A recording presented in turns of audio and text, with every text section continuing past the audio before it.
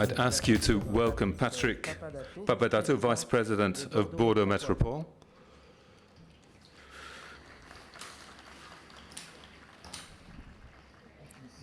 Thank you, everybody.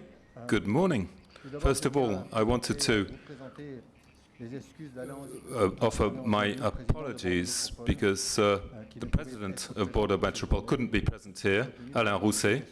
He had other commitments. So anyway, on behalf of the 28 towns of Bordeaux Métropole, I'd like to welcome you. We're very proud of to host this professional European event, so important for the development of organic farming. I'll try and speak a bit more quietly slowly for the translators.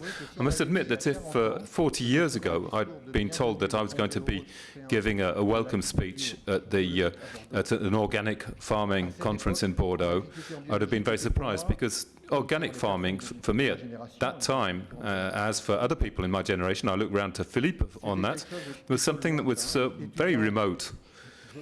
I ate whole meal bread, and that was a big thing for me in terms of health.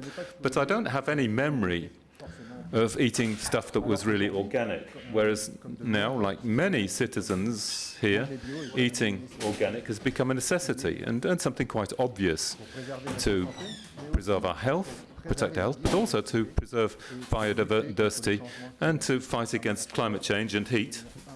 Because I came here on my bike, so yeah, I'm sorry if I've got a kind of a sweaty shirt. But so anyway, the Métropole, Bordeaux Métropole, where there are more than 800,000 inhabitants, is a tremendous lever for this transformation that we're living through. A few words, if you permit, on the work undertaken over these last few years. This is one of the issues in our strategy for agricultural and foodstuff resilience, and we'll be finalizing this at the end of 2022 with the changes in collective canteen restorations, which is 120,000 meals a day, and we're offering for the moment 1.1% of organic meals for children and elderly people. We can do much better than that, of course, given that we have a city like Bordeaux, which well, you've heard about the work that's done here, and we're very keen on foodstuff resilience, and we're really moving towards 50% of organic, and this is very inspiring. We're working already.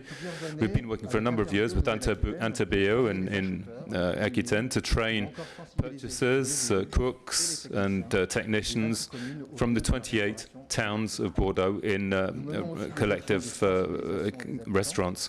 We're going to try and raise awareness among the inhabitants as well, so they adopt a more equitable, organic, and sustainable food.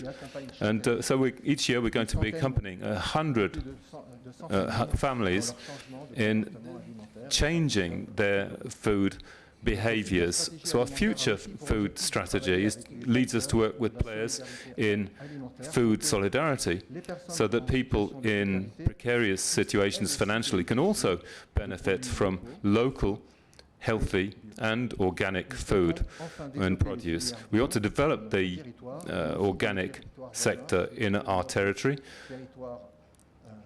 but it's not just Bordeaux Métropole, but the surrounding region as well. And obviously, as we said yesterday, during discussions, we want to multiply the locations for distribution in short circuits, because we know that this is the best sort of support we can provide for organic producers.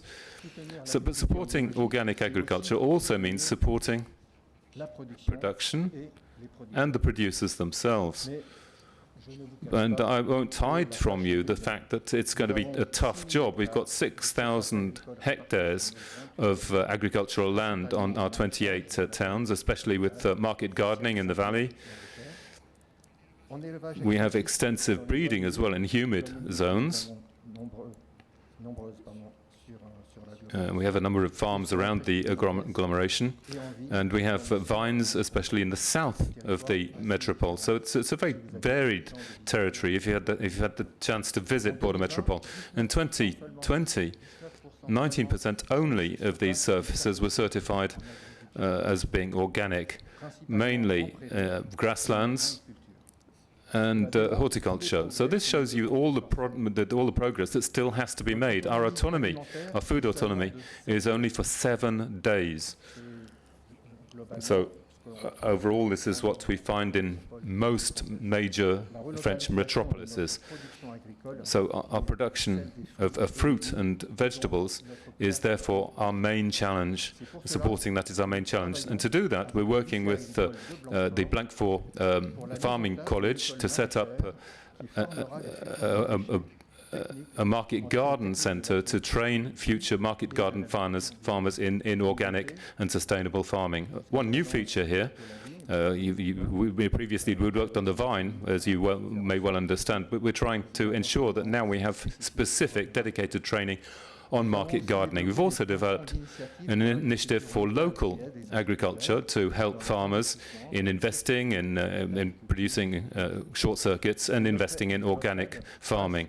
And this also involves supporting handing down farms and ensuring organic farming as a part of all of this, helping farmers, young people set up, and also organizing the agricultural land in our territory, because as you may well understand, the attractiveness of the Bordeaux Métropole means that the agricultural land is gradually being reduced in size, in extent.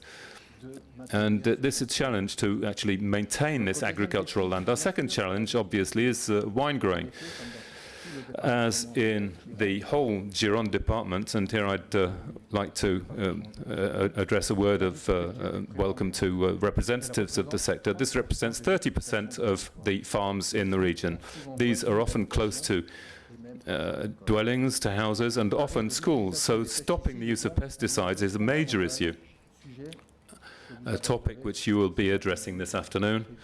And I'm sorry, unfortunately, I won't be able to be present at that. So for the next few years, we need to succeed in converting to organic farming for all these chateaux, and we need to support them, accompany them, and mobilize the players involved in the vine growing and wine growing sectors to do that transition. As you've understood, the development of organic agriculture is a major concern for the health of metropolitan dwellers, and a major issue for the preservation of biodiversity in our territory.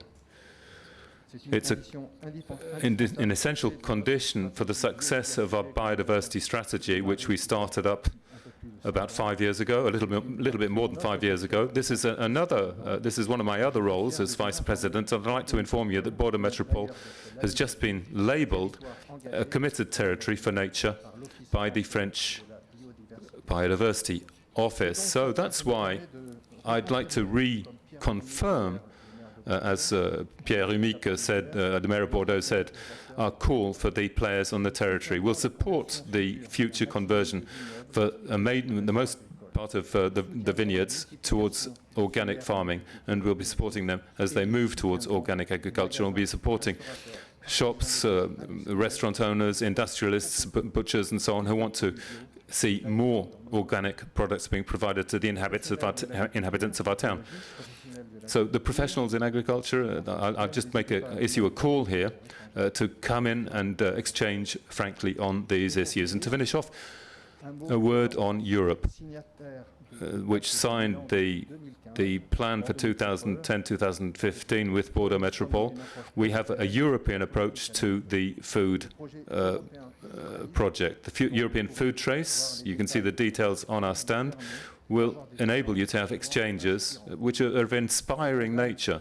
So this program will enable us to exchange with other European cities on our common issues, to discover their initiatives, and to gain inspiration from them. In 2023, we'll be going to Milan, and we'll be hosting Copenhagen in the same year. We'll present our consultative food governance council, which brings together 100 players from the territory, committed players to work together on our future territorial food project. So this European Congress is for you an opportunity for exchange, and I hope it will provide you with all the inspiration and the energy that you will need to develop organic farming in each of your countries. To conclude, Bordeaux is well known as being the capital of wine, and we're working to ensure that Bordeaux, with the help of its 27 neighbouring towns, becomes the capital of the